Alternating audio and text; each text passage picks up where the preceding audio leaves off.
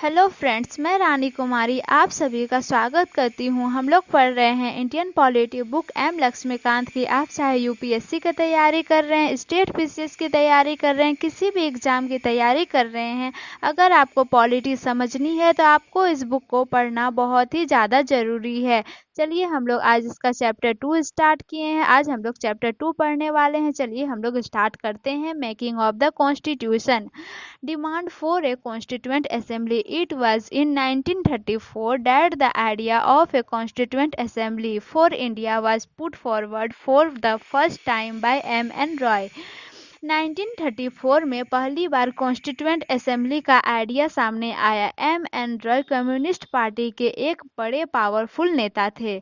M.N. Roy ने पहली बार 1934 में बोला कि कॉन्स्टिट्यूएंट असेंबली बनाई जानी चाहिए जो कॉन्स्टिट्यूएंट असेंबली संविधान बनाएगी। एक ऐसी कॉन्स्टिट्यूएंट असेंबली बनाई जानी चाहिए जो कॉन्स्टिट्यूएंट असेंबली संविधान बनाएगी। लेकिन उस समय 1934 में किसी ने ध्यान नहीं दिया। उसके बाद इंडियन नेशनल कांग्रेस ने पहली बार 1935 में कॉन्स्टिट्यूएंट असेंबली की डिमांड की। कब? 1935 में। और फिर एक बात इसमें बोली गई, 1938 में जवाहरलाल नेहरू जी ने इंडियन नेशनल कांग्रेस के रिप्रेजेंटेटिव बन के कहा कि ये जो कॉन्स्टिट्यूशन है ना फ्री इंडिया का, इनको एक कॉन्स्टिट्यूएंट असेंबली फ्रेम करेगी विदाउट एनी आउटसाइड इंटरफेरेंस। मतलब एक ऐसी कॉन्स्टिट्यूएंट असेंबली जिनको एडल्ट फ्रेंचाइज के तौर पे चुना गया हो। एडल्ट फ्रेंचाइज का मतलब है जिनमें एडल्ट ने वोटिंग डाली हो। और उसके बाद जो कॉन्स्टिट्यूएंट असेंबली आएगी और उस कॉन्स्टिट्यूएंट असेंबली में जो लोग हैं वो अपने हिसाब से कॉन्स्टिट्यूशन बनाएंगे। किसी बाहरी फोर्स का यहाँ पे किसी भी तरह का इंटरफेरेंस नहीं होगा। बाहरी फोर्स यहाँ पे ब्रिटेन को कहा जा रहा है।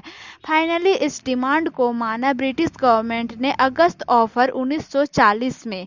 फिर 1942 में सर स्टैफोर्ड क्रिप्स थे, ये ब्रिटिश कैबिनेट के एक मेंबर थे। कौन? Sir Stafford Cripps. वो इंडिया आए एक ड्राफ्ट प्रपोजल के साथ, और वो ड्राफ्ट प्रपोजल था कि जब सेकेंड वर्ल्ड वार 2 खत्म हो जाएगा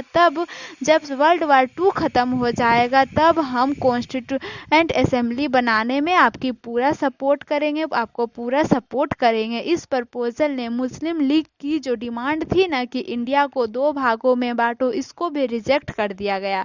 फाइनली कैबिनेट मिशन प्लान आया 1946 में। लेकिन जब तक कैबिनेट मिशन प्लान 1946 में आया तब तक सेकेंड वर्ल्ड वार खत्म हो चुका था। सेकेंड वर्ल्ड वार 1945 में खत्म हो गया था। कब खत्म हुआ था? 1945 में सेकेंड वर्ल्ड वार खत्म हो गया था। साथ साथ सेकेंड वर्ल्ड वार खत्म होने के साथ साथ इंडिया में बहुत सारे बवाल मचने शुरू हो चुके थे। बहुत सारी बवाल मच रही थी। इंडियन नेशनल आर्मी ने बवाल मचा दिया था। इंडियन नेशनल आर्मी ने ईस्टर्न फ्रंटियर में अंडमान निकोबार आइलैंड्स तक पहुंच गए थे। तो बहुत बवाल मचा हुआ था, बहुत ज़्यादा बवाल मचा हुआ था।